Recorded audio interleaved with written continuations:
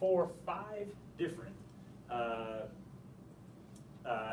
formative assessment tools that we feel are useful, that we can bring to the PLC table and really talk about it. And then you see I only went to March, then in the last couple months we can have some thought on that, some going back and revisiting some of those, and then by the end of the year we want to come up with, yes, we all like, or maybe 7th grade likes this formative assessment. We're all going to use that so that we can bring it to the PLC table and talk about that data. Now, with that said, you shouldn't only be using one formative assessment tool. In your classroom, absolutely, use everything that you're comfortable using, everything that hits right in your wheelhouse, but what we're trying to do is get a common formative assessment that everyone can talk about, everyone can hold each other accountable, and everyone can grow and learn from each other because we're all using the same thing. So what we want to do is give you professional development on those things, as well as the STAR reports, all the bells and whistles that we can use, so that you can come together, you can hash out what you feel is best, and we can move forward from there. So the understanding by design or backwards design process that we want to go through when we are breaking down, the best teaching is when you take the important ideas that we want students to understand. And in order to get that figured out, you have to unpack the content standards. You also have to unpack your textbooks or whatever resources you're using and understand it may not necessarily be updated to what we need to teach. And then identify the important ideas crucial to knowledge and skills. So when you're doing your understanding by design, backwards design, this is where we go. We already had professional development about 25 minutes ago in unpacking the standard. So since you're fairly familiar with that, the whole idea is breaking it down. This is a reading and this is a literature, all right, for reading of literature standard for 9th and 10th grade in our building.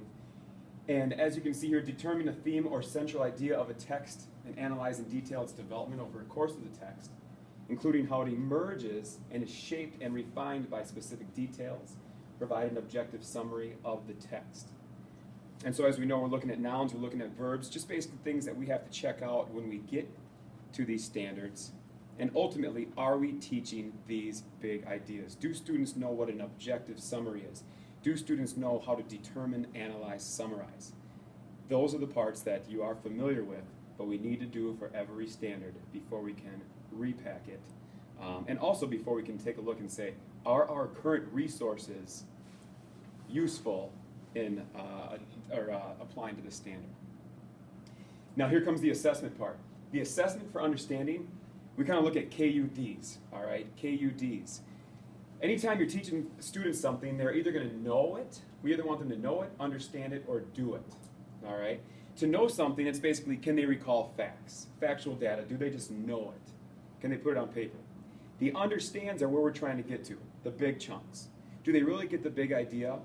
And normally universal application with the understands can go across different domains. The understands are our goals for true learning. And then the D of KUD is an action. Can they perform a task? Most things that we teach our students in our high school fall into one of these categories, and they are different scaffolding for these learnings, but ultimately we want to get them to the big understands.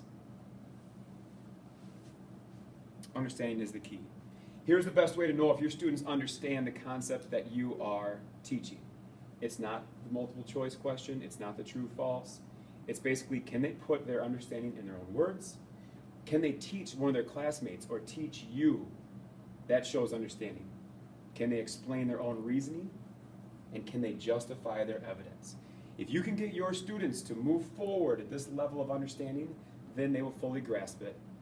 And this is where your formative assessment comes in.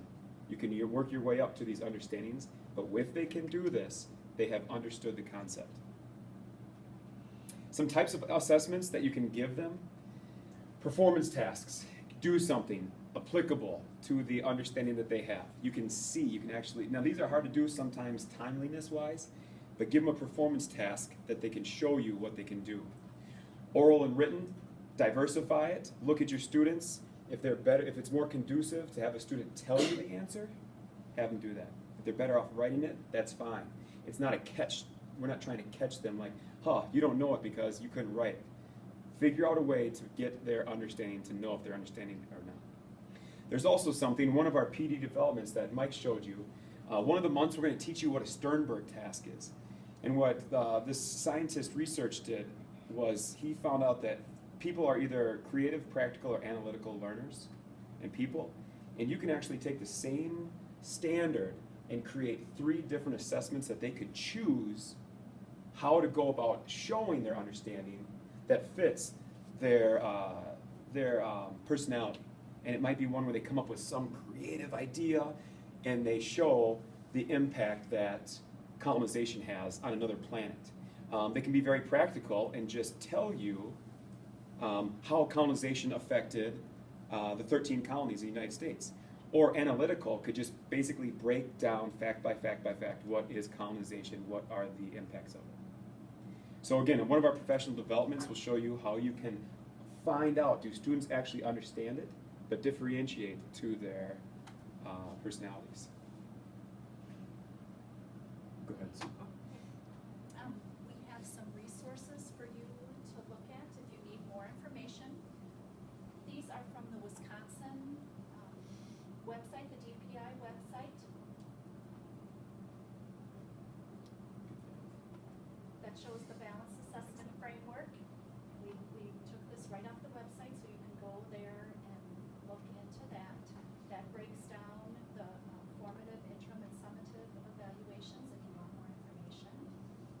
And then the other one is from a school in Wisconsin that shows you how they unpack the standards and start from the end to plan their curriculum and their program.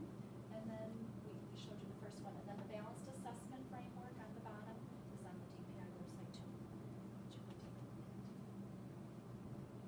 And now for our last activity, we want to have a reflection. Just give a thumbs up or a thumbs down to show us, after I read the question, can you explain the key differences in summative, benchmark, formative, and classroom assessment for learning?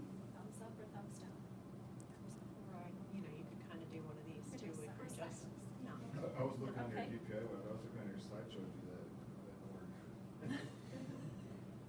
Can you provide examples of each assessment? Can you explain how the results of each type of assessment should be used? And how will you use this information in your work? Can you think of how you would use this in your classroom or in your own classroom with your students? There are pieces of paper at each table group if you would like to either share an idea that you have for an assessment or have a question for us. In real life, we would ask that you do that.